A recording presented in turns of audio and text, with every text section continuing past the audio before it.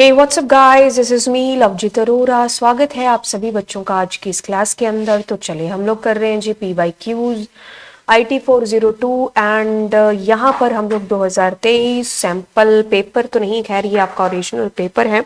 Section B हम लोग यहाँ पर कर रहे हैं क्योंकि ए हम लोग पहले कर चुके हैं। तो चलिए एक एक करके थ्योरी वाले क्वेश्चंस हैं जिनको हम लोग देखना शुरू है जो करते हैं। तो पहला क्वेश्चन जो हमारे पास में आता है which is related to self awareness. तो आपको क्वेश्चन कहता है कि what is self awareness, also give any two benefits of self awareness. बिल्कुल आपको अपने बारे में जितनी अवेयरनेस होगी उतने ही बेनिफिट्स है जो होंगे। तो पहले मतलब आपको पता होना चाहिए, उसके बाद में पता होगा मतलब तो आप फिर इनके बेनिफिट्स भी हैं जो लिख सकते हैं। तो चलिए यहाँ पर मैंने आपके आंसर्स को अरेंज कर रखे। अगर सेल्फ अवेयरनेस को एक ही लाइन में समराइज करना है तो दैट मीन्स कि आपको पता होना चाहिए आपकी खुद की स्ट्रेंथ और आपकी खुद की वीकनेस, है ना। मतलब अपने बारे में एक बंदे को पता है कि भाई जो है उसकी स्ट्रेंथ क्या है, उसकी वीकनेस क्या है, ठीक है। तो अपने बारे में ही चीज़ों का पता होना कि कुछ लोग आप कह लो कि सुबह से उठ के शाम तक उनको पता ही नहीं कि भाई क्या ही कर रहे हैं, है ना, दूसरे आकर के उसको बता रहे हैं। तो आपको अपने बारे में चीज़ें पता है, दूसरों को बताने की जरूरत नहीं है। तुम्हारे दिमाग का कंट्रोल है जो वो तुम्हारे हाथ में है। Self awareness means being aware of your personality, like dislike, thoughts, believe, emotions, motivations.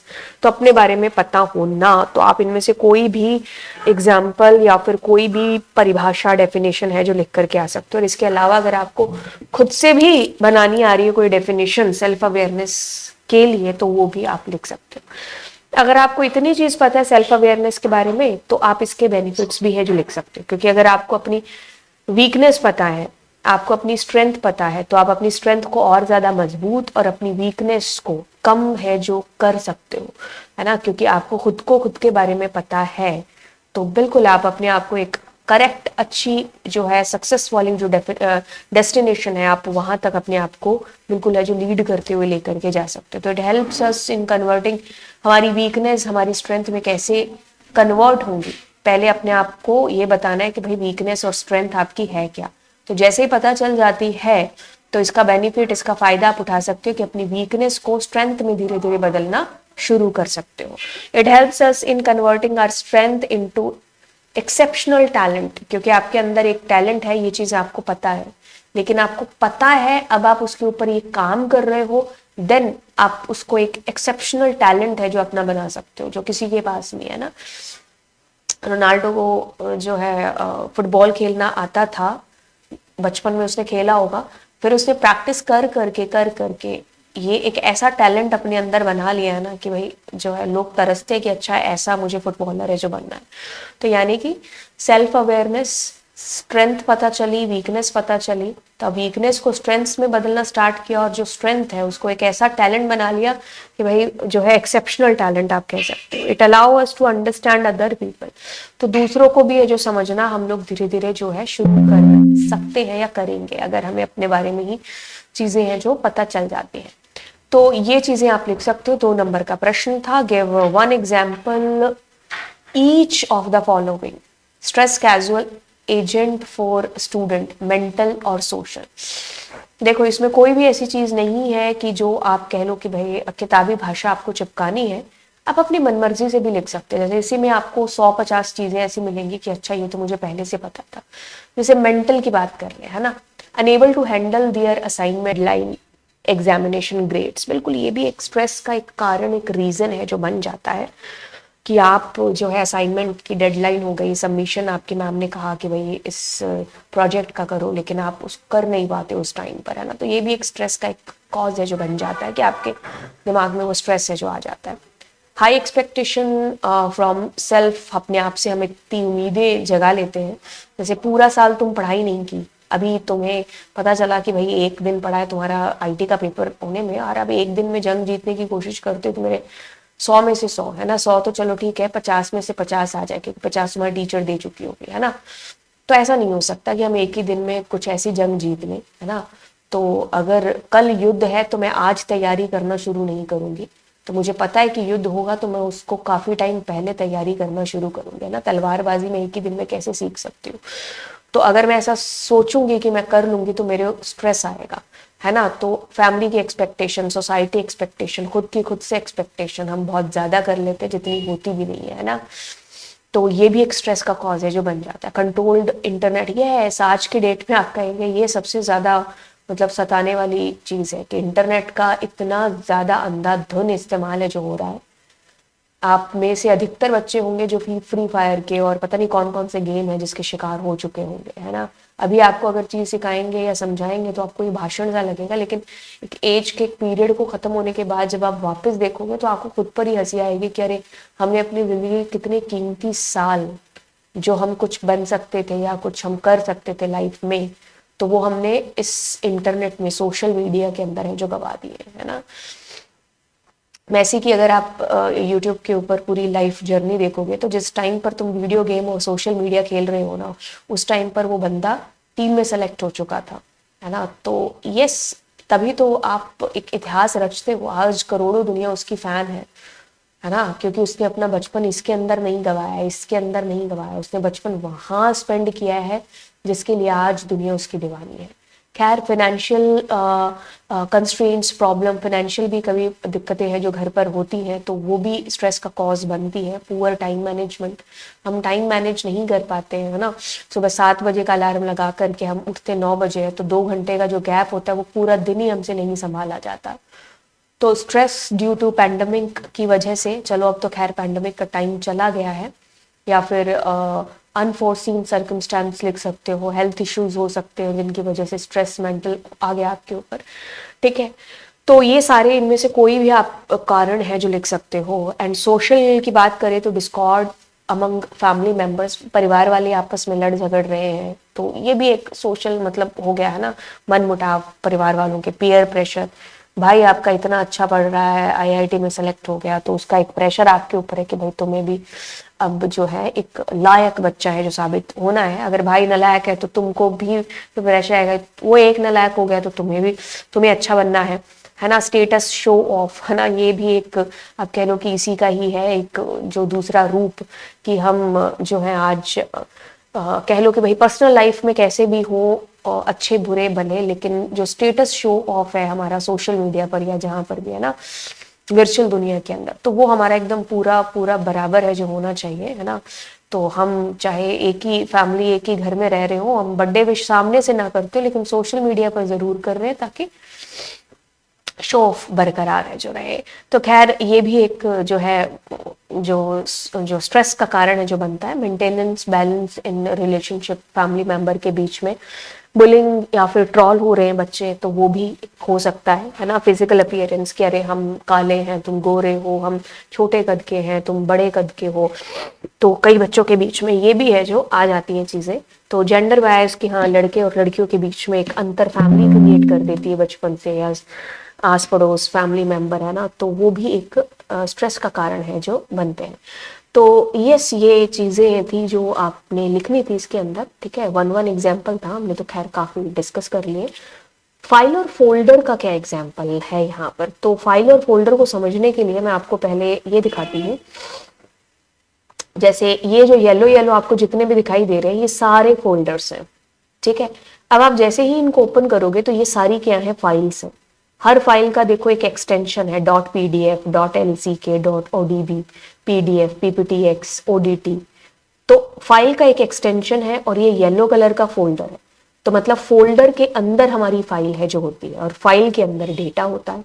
तो फोल्डर एक तरीके से एक ऐसा घर हो गया जहां हम अपनी फाइल को स्टोर करके रखते हैं। इसका नाम हम देंगे, ठीक है, कि भाई ये फोल्डर है और उसके अंदर ये फाइल है।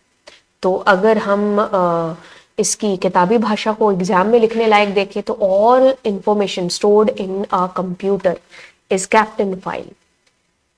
फाइल या फोल्डर क्या है, एक पर्टिकुलर लोकेशन हो गई जहां पर हम अपनी मतलब फाइल को या किसी और दूसरे फोल्डर को हम स्टोर करके रखते हैं। फाइल में और मे नॉट हैव एक्सटेंशन, लेकिन फोल्डर के तो एक्सटेंशन होता ही नहीं है। अब ये फाइल देखिए आपने, PPTX, ODT, है ना, तो ये सारे एक्सटेंशन थे। Different types of files store different types of information, लेकिन एक फोल्डर के अंदर आप फाइल और सब फोल्डर स्टोर करके रखते हो, ठीक है। A file can not contain another file, क्योंकि एक फाइल एक अपने आप में ही डेटा है, तो उसमें दूसरी फाइल कहाँ से क्रिएट कर दोगे या कंटेन मतलब उसके अंदर आ जाएगी। एक फोल्डर में दूसरा फोल्डर, उस फोल्डर में दूसरी फाइल हो सकती है, ठीक है। File is a collection of text. एक फाइल की अगर हम बात करें तो ये भी एक फाइल ही है ना, इस फाइल के अंदर क्या है, टेक्स्ट है, इमेजेस है। लेकिन एक फोल्डर के अंदर क्या होगा, फाइल होगी, और फाइल के अंदर क्या होगा, टेक्स्ट इमेजेस होंगे, और फोल्डर के अंदर भी टेक्स्ट इमेजेस रख सकते हो आप। File tech space in computer memory, folder do not tech space in computer memory. खाली है तो फिर वो क्या ही स्पेस लेगा, अगर फाइल है तो वो स्पेस लेगी, ठीक है। तो ये सारा एक्सटेंशन हो गया आपकी फाइल्स का। लेकिन हम अपने फोल्डर को नाम दे देते हैं, जैसे मैंने लिखा ABC गेम फोटोज XYZ, अपनी मर्जी से आपने नाम है जो देते, लेकिन इसका एक्सटेंशन आप अपनी मर्जी से नहीं दोगे। अगर कोई गाने वाली फाइल है या MP4 वगैरह है, फोटो है तो वो JPG PNG जाएगा, कोई टेक्स्ट फाइल है तो वो TXT एक्सटेंशन उसका होगा। Give any two qualities of a successful entrepreneur, तो आप कोई भी दो क्वालिटीज लिख सकते हो एक सक्सेसफुल एंटरप्रेन्योर की। तो इनमें से जो भी आपको लगती है आपको लिखनी चाहिए, दैट यू कैन राइट। अपनी मर्जी से भी आपको लगता है कि भाई जो एंटरप्रेन्योर है वो दुनिया के लिए अच्छी, जो एंटरप्रेन्योर की बात करेंगे तो एंटरप्रेन्योर क्या है कि भाई बिल्कुल जॉब अपॉर्चुनिटीज क्रिएट करता है हमारी सोसाइटी के लिए, है ना। तो यस, एक लीडर वाली क्वालिटीज है जो उसके अंदर होती है, और नए आइडियाज उसको आते हैं बंदे को, है ना। उसको खुद पर यकीन है जो होता है, चाहे दुनिया कुछ भी कहे, आपको अपने ऊपर भरोसा है ना, तो आप दुनिया लाख कह ले यार कि तुम ये चीज नहीं कर सकते, वो दुनिया का कहना है, तुम्हारा थोड़ी ना है। अगर तुमने अपने आप से ये चीज कह ली ना कि मैं ये कर सकता हूँ, तो वो दुनिया की कोई ताकत है ही नहीं है जो तुम्हें रोक दे। अरे भाई, लोगों के पैर नहीं थे, वो बिना पैरों के माउंट एवरेस्ट चढ़ गए। लाख दुनिया ने कहा कि तेरे पैर नहीं है, तू नहीं चढ़ सकती, पर बंदी ने चढ़ के दिखाया ना। तो वही है कि अपने ऊपर जो भरोसा है ना, वो आपको सारी चीजें जो दिला देगा। तो भरोसा है जो अपने ऊपर होना चाहिए, और सच्चा भरोसा है जो होना चाहिए। ओके, सो लीडरशिप वाली क्वालिटीज है जो उस बंदे के अंदर होती है। क्रिएटिव होता है, अलग सोचता है यार, आउट ऑफ द बॉक्स जा करके। दुनिया तुम्हें कहती है कि अच्छा इस बॉक्स के अंदर ही सोचो सोचो सोचो, लेकिन जो इस बॉक्स से बाहर गया है ना, बस उसी बंदे ने इतिहास रचा, और उसी को हम एंटरप्रेन्योर कहते हैं। दुनिया के लिए वो एक आइडिया क्या है, अरे स्टूपिड आइडिया है, लेकिन तुम्हें पता है कि वो स्टूपिड आइडिया कैसे उसको जो है एक सक्सेसफुल बिजनेस के अंदर बदल सकते हो। So take responsibilities, yes. खुद का क्या है, अरे भाई अगर हमने सोचा है ना, अगर हम उसमें मान लो फेल भी हो जाते हैं, तो उसकी रिस्पॉन्सिबिलिटीज भी मैं खुद ही उठाऊंगा कि ठीक है ये मेरा ही लॉस है। अगर मैं जीत रहा हूँ, ठीक है मेरे डिसीजन है, मैं हारा हूँ तो ये मेरी ही वजह से मैं हारा हूँ, है ना। सो गिव अप नहीं करता है बंदा, ठीक है। तो कॉम्पिटिटिव स्पिरिट है जिसके अंदर होती है, तो अच्छे कम्युनिकेशन स्किल्स भी होते हैं। तो स्ट्रॉन्ग वर्क एथिक्स आप कह लो उस बंदे के अंदर है जो होते हैं। तो आपको अगर इसमें से कोई भी लिखना है तो आप लिख सकते हो। तुम्हें लगता है कि तुम्हें चौथा पांचवा अपने मन से आ रहा है, तो that also you can write, okay. तो आगे चलते हैं। क्वालिटीज हो चुकी है promotional functional of an entrepreneur, ठीक है। तो एंटरप्रेन्योर वाले चैप्टर से ही आपको आप कह लो कि भाई क्वेश्चन आपको आ चुके हैं, है ना।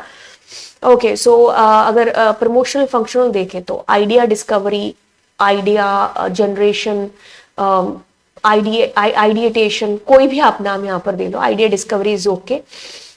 देन आप कह लो कि भाई detailed investigation, determine the business objective, preparing of business plan, financing, ये सारे इसके प्रमोशनल फंक्शन के अंदर आते हैं एक एंटरप्रेन्योर के। तो यस, आप इनमें से कोई भी है जो लिख सकते हो। ओके, आगे की बात है जो करते हैं, दो दो नंबर के देखो आपके पास क्वेश्चन, और मतलब एकदम इजी वाले हैं। एंटरप्रेन्योर चैप्टर अगर आपने एक वन शॉट देख लिया होगा तो ये सारे आपके 4 नंबर देखो झोली में गए होंगे एकदम से। अब आपको क्वेश्चन आया कि कीप स्केल और कीप इमेज साइज, जो आपका ऑप्शन है ना उसके अंदर आपको अंतर बताना है। मैं इसके लिए ना सीधा सीधा आपको पहले यहाँ लेकर के चलती हूँ। ये एक मेरे पास फोटो है, अब मैं इस पर डबल क्लिक करूंगी तो एक ओपन होगा, तो यहाँ क्रॉप है ना, यहाँ आपको क्लिक करना है।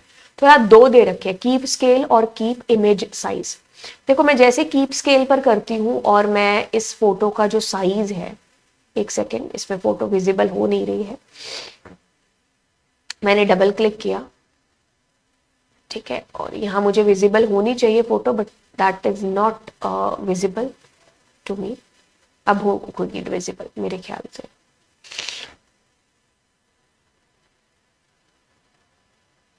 ठीक है, या फिर मैं इसको दोबारा ही ओपन कर लेती हूँ डिस्कार्ड करके। क्या है, राइट है।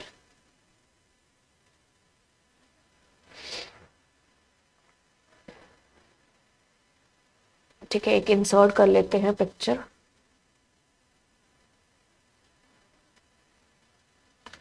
चलो मैंने ये पिक्चर ले लिए, ठीक है, ओके। तो ये वीडियो देख भी लेना, कहीं ऐसा ही नहीं है कि पड़ी रहे, ठीक है। डबल क्लिक किया, क्रॉप पर गए, तो मैंने कीप स्केल किया है, ठीक है।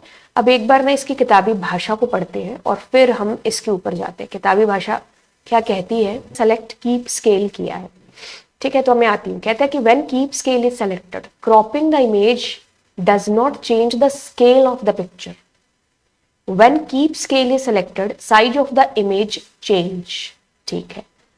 जब हम कीप स्केल के बाद कीप इमेज करेंगे, ठीक है, when keep image size is selected, cropping produces enlargement, shrinking or distortion of the image so that the image size remain constant। इसमें आपका साइज चेंज नहीं होगा, ठीक है, साइज चेंज नहीं होगा इसके अंदर। when keep image is selected, size of the image does not change, but इसमें हो जाएगा। तो ये दोनों को करके देखते हैं। तो अब देखो, मैं यहां पर देखो इसके 402 के नीचे तक ले आई कीप स्केल के अंदर, ओके किया, तो दिस इज। अब मैं अंडू करती हूँ, दोबारा से सेलेक्ट करती हूँ, कीप स्केल पर किया।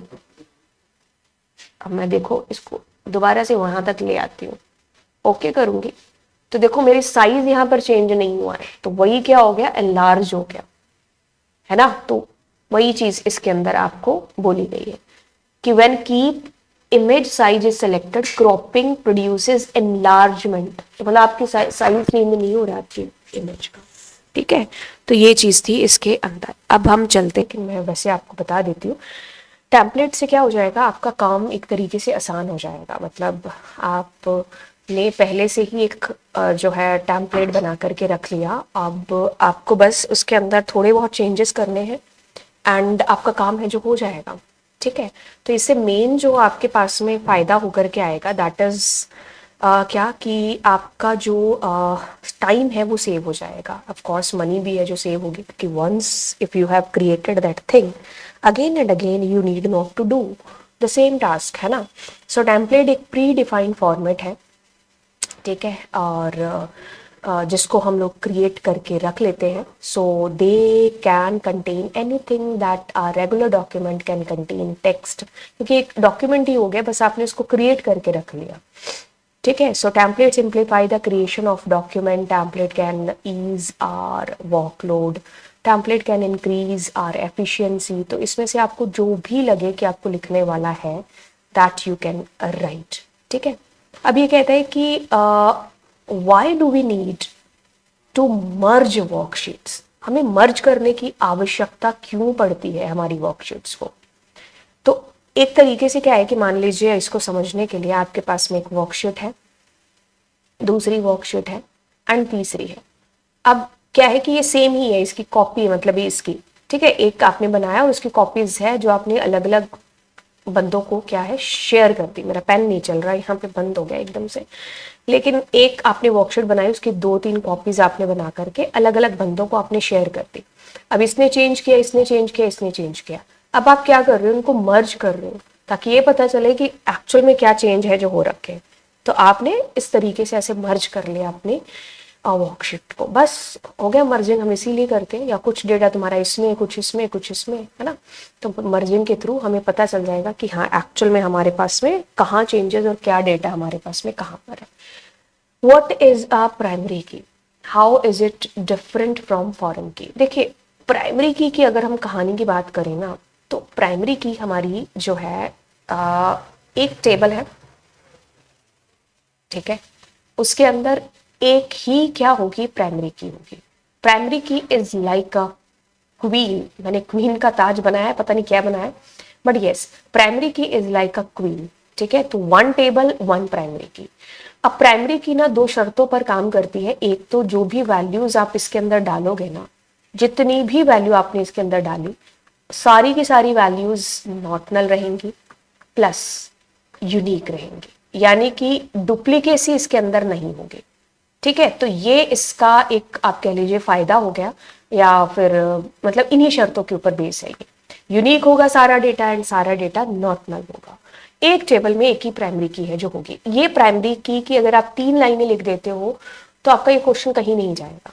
अब आपसे पूछा गया दोनों में अंतर क्या है, मैंने इस वीडियो के अंदर बड़े अच्छे ढंग से इन सारी कीज को एक्सप्लेन कर रखा है, तो आप इसको जरूर है जो देखना, ज्यादा टाइम कंज्यूम आपका नहीं करेगा लेक्चर, सीधी बात होगी इसके अंदर और आपको ढंग से है जो प्रैक्टिकली चीजें समझ में आ जाएंगी। बाय द वे मैं आपको इसके अंदर भी है जो बता देती हूँ, a foreign key can contain duplicate values. बिल्कुल फॉरेन की के अंदर हो सकते बट प्राइमरी की के अंदर नहीं हो सकते, क्योंकि अगर अगर अगर अगर आप देखोगे दोनों का रिश्ता क्या है, प्राइमरी की और फॉरेन की का। देखो यहां पर आपके पास में रोल नंबर है, यहां पर आपके पास में नेम है, ठीक है, और यहां पर आपके पास में रोल नंबर है और यहां पर आपके पास में बुक नेम है। ये आपकी मान लो बुक की टेबल है और ये स्टूडेंट टेबल है। ठीक है, अब इसके अंदर जो आपकी जो प्राइमरी की है, मतलब इसको मैंने प्राइमरी की रखा, ठीक है, सॉरी मैंने इसके अंदर इसको प्राइमरी की रखा। ठीक है, इसके अंदर इसकी खुद की प्राइमरी की हो सकती है ना, बुक है तो बुक आईडी रख लेते हैं अपने। ठीक है, ओके। अब मैं आपसे चीज कह रही हूं कि ये क्या है, ये इसकी प्राइमरी की है। अब आपने इसको दूसरी टेबल के साथ कनेक्ट किया है, तो यहां पर ये फॉरेन की है। इसकी खुद की प्राइमरी की हो या ना हो, उसे कोई फर्क नहीं पड़ता, लेकिन ये यहां पर क्या है, फॉरेन की, क्योंकि दो टेबल को आपस में आपने क्या किया, कनेक्ट किया। ठीक है, तो ये इस टेबल का एट्रीब्यूट जो कि एक प्राइमरी की है, आपने दूसरी टेबल के साथ जोड़ा, वही क्या है, फॉरेन की है। यही तो फॉरेन की का काम है, दो या दो से ज्यादा टेबल को आपस में कनेक्ट करना। ठीक है, अब इसके अंदर जो आपकी प्राइमरी की है, इसको मैंने कल भी एक्सप्लेन किया था, कीज मैंने कराया था शॉर्ट के अंदर। तो इसमें 101, 102, 103 और 104 ऐसा डेटा है। तो अब जो आपकी फॉरेन की है ना, वहां पर जो डेटा आता है वो इसी से डिराइव्ड होकर के आता है। तो मतलब इसमें आप 101 रख सकते हो, बिल्कुल 102 रख सकते हो, 102 दोबारा आ सकता है, 103 आ सकता है, 104 आ सकता है। लेकिन मान लीजिए अब आप यहां पर 105 डालना चाह रहे हैं, नहीं ये नहीं कर सकते, क्योंकि अनटिल अनलेस आपने यहां पर नहीं डाला 105 तब तक आप इसमें नहीं डाल सकते। तो अगर यहां पर 105 की एंट्री होती है तभी आप 105 इधर रख सकते हो, नहीं तो नहीं रख सकते। तो फॉरेन की में डेटा डुप्लीकेट हो सकता है, फॉरेन की में डेटा नल हो सकता है। फॉरेन की के अंदर डेटा वही आएगा जो प्राइमरी की के अंदर है, लेकिन प्राइमरी की में जो भी डेटा आएगा वो नॉट नल होगा और कभी डुप्लीकेसी तो होगी नहीं, क्योंकि यही प्राइमरी की परिभाषा है। Foreign key can contain null values while primary key can't. A table can have multiple foreign keys, but एक टेबल में एक ही प्राइमरी की रहेगी, क्योंकि अब मान लीजिए एक और कोई टेबल है, उसकी प्राइमरी की मैंने इसके साथ जोड़ी, तो उसको क्या बोलेंगे, उसको भी फॉरेन की बोलेंगे। तो एक टेबल में एक से ज्यादा फॉरेन कीज हो सकती है।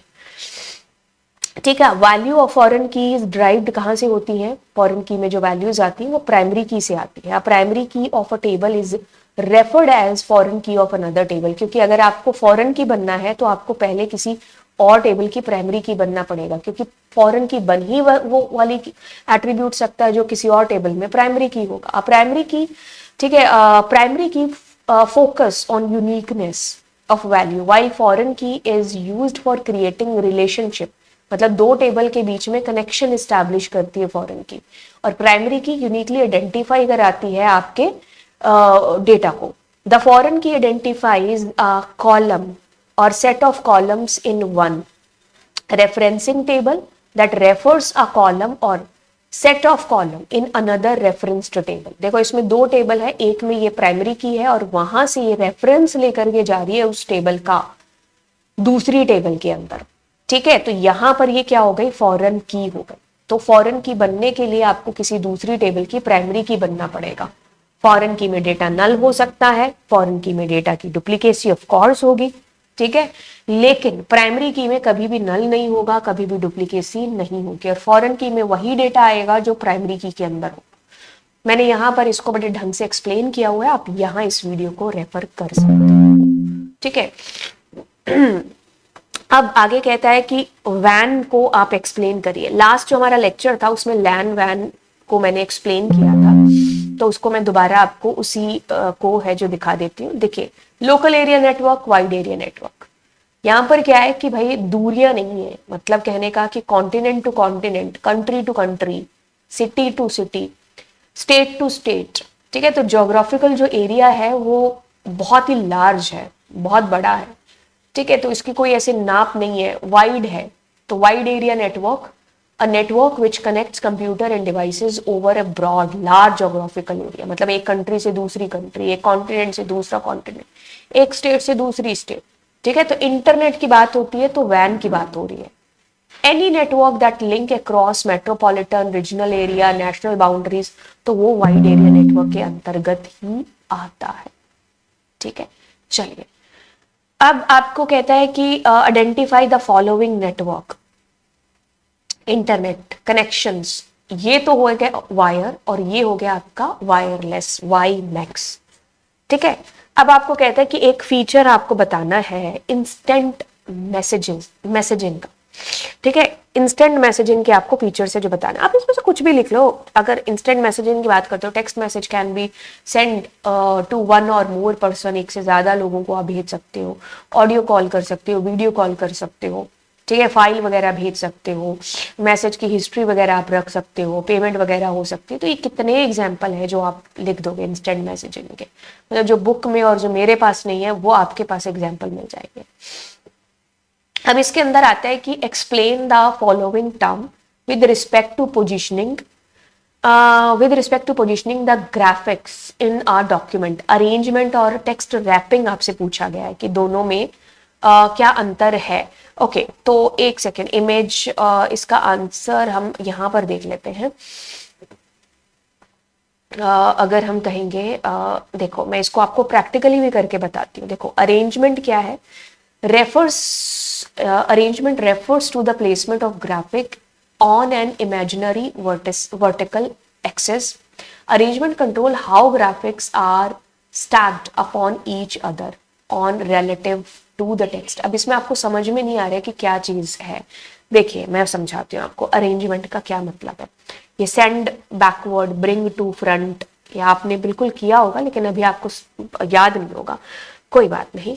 हम इसके लिए क्या करते हैं, वापस से अपने डॉक्यूमेंट में चलते हैं और इसमें काफी सारी इमेजेस को लेकर के आते हैं, ठीक है। इंसर्ट में गए,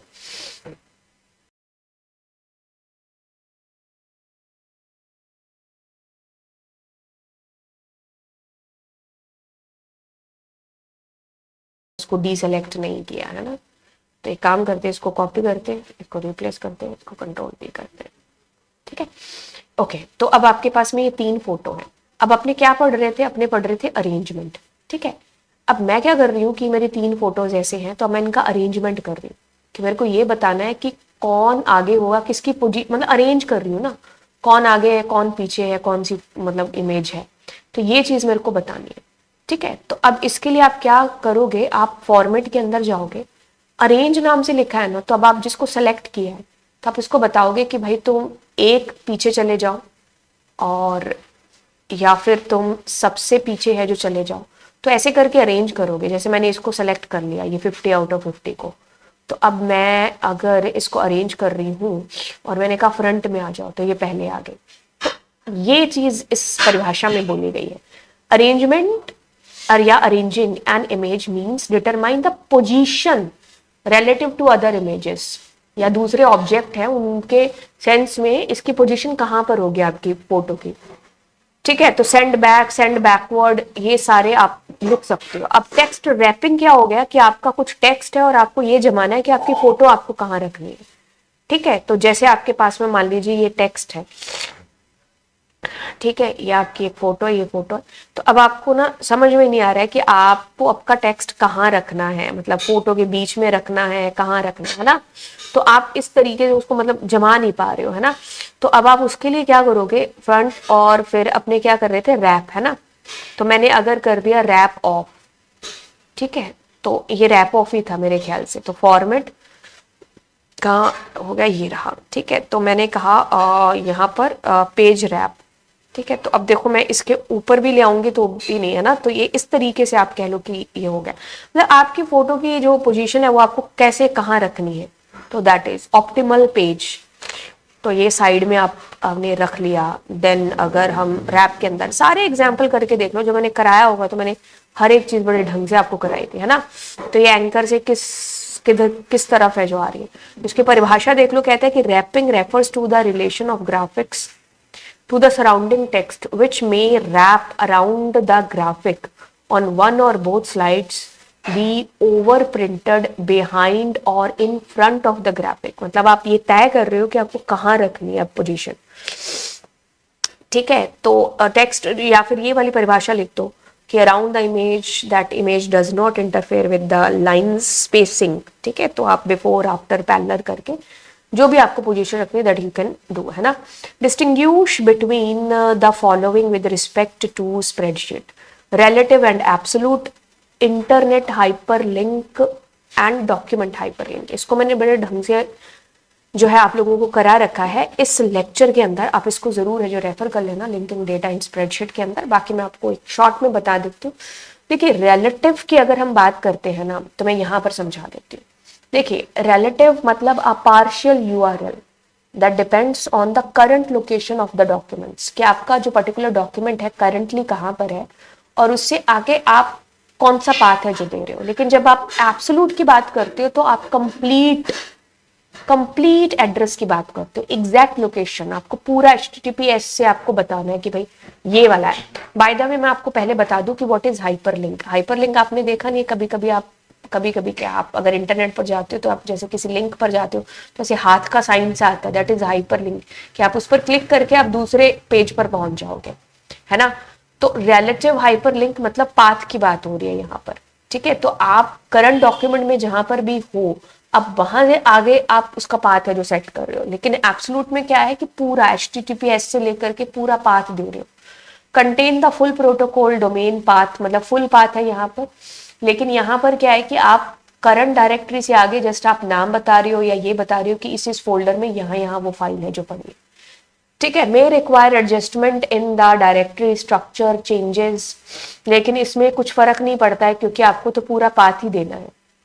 मतलब ये एक तरीके से ये हो गया कि जैसे आपको कोई चिट्ठी भेजनी है तो आप पूरा एड्रेस लिखते हो ना कि यहाँ से जाकर के ये गली नंबर है, ये है, मतलब पूरा एड्रेस। लेकिन यहाँ पर आपने लिखा कि आप ही की गली में है, आपका रिलेटिव ही है, तो आपको पूरा पाथ देने की जरूरत नहीं है। बस आप कह दो कि मेरे घर से चौथा घर है ये, तो ये रिलेटिव हो गया। लेकिन आपने पूरा पाथ दिया A to Z, तो दैट इज आपका एब्सोल्यूट हो गया, ठीक है। तो इसमें जैसे ये मैंने पूरा पाथ दे दिया है ना अपने उसका चैनल का, तो ये मेरा एब्सोल्यूट हो गया। लेकिन अगर मैं पूरा ना देते हुए, एक सेकेंड कितने भज गया, हाँ,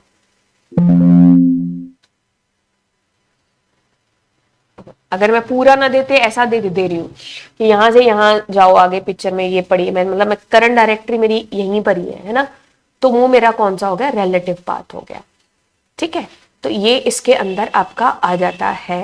एंड मैंने इसमें और तो कुछ नहीं डाला ना, इसका नहीं, ठीक है। तो रिलेटिव के अंदर मैं आपको दोबारा बता दूं, link will stop working only if the start and the target location change relative to each other. A relative hyperlink is hyperlink that contain an address that is relative to the address of the destination। मतलब अब जहां पर हो आपकी current working directory, बस वहीं से आगे की बात हो रही है, ठीक है। तो file should be in the same folder, तो फाइल जो है आपकी करंट वर्किंग डायरेक्टरी वहीं से आगे है जो होनी चाहिए, आगे पीछे। लेकिन अगर एब्सोल्यूट की बात करते हैं तो कहीं पर भी आप वर्क कर रहे हो, बस आपको पूरा पाथ यहाँ पर देना है, ठीक है। तो पूरा पाथ मतलब आप जैसे एग्जैक्ट लिंक पर क्लिक करोगे उस पर, तो आप वहां पर पहुंच जाओगे, ठीक है, जहां का भी आपने एड्रेस दे रखा हो। अब इंटरनेट हाइपरलिंक मतलब आपने इंटरनेट पर, जैसे अभी मैंने ये वाला जो दिया है, तो ये इंटरनेट होना चाहिए इसके लिए, तो जैसे मैं इस पर क्लिक करूंगी तो मैं अपने चैनल पर ऐसे पहुंच जाऊंगी, चलिए, ठीक है। तो ये हो गया इंटरनेट का एग्जाम्पल, ठीक है। लेकिन अगर हम इसकी बात करते हैं किसकी, डॉक्यूमेंट की, तो एक ऐसा मतलब कि मैंने उस डॉक्यूमेंट पर क्लिक किया तो मैं उस डॉक्यूमेंट पर पहुंच गई। तो ये मैंने इस वीडियो के अंदर आपको बता रखा है ये कैसे क्रिएट करना है प्रैक्टिकली, बाकी थ्योरी मैं आपको यहाँ पर बता चुकी हूँ।